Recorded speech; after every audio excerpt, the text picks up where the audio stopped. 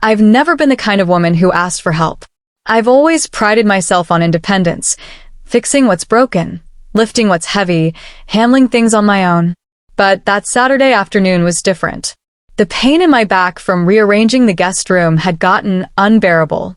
I had been stubborn, brushing it off as nothing, but that day, even sitting hurt.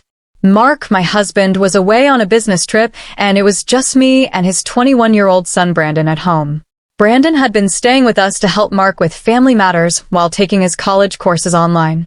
Over the years, he had grown from my stepson to someone I considered a real part of me. Family, friend, companion in everyday life.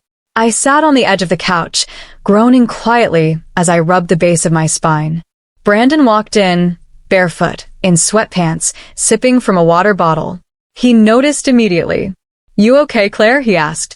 I gave a half-hearted smile. "Just my back." I overdid it moving the furniture. Without hesitation, he offered, "Want me to try massaging it? I've done it before for a friend who had a sports injury." I was surprised but nodded. "Just my lower back."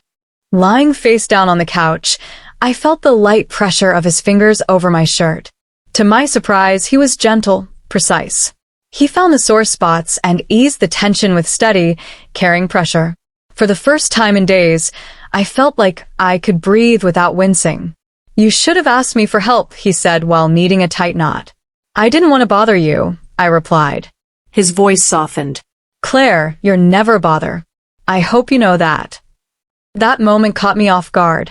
His words, simple, honest, meant more than he knew. Our connection, once so fragile after his mother passed and I entered their lives, had slowly grown into something deep and real. He paused for a moment and asked, "Can I ask you something personal? Do you ever regret not having your own kids?" I turned to look at him. His eyes searched mine for the truth. "Sometimes," I admitted, "but I feel lucky. I got you, and that's more than I ever hoped for." His voice was thick with emotion. "You've been more of a mom to me than I ever expected. I guess I just never said thank you." Tears pressed against my eyes, but I smiled. "You don't need to. You're family." We sat there, shoulder to shoulder, not as a stepmother and stepson, but as two people who had grown through shared time and quiet love.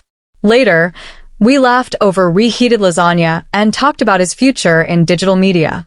I watched him, this confident, creative young man, talk about dreams and documentaries, and I felt nothing but pride.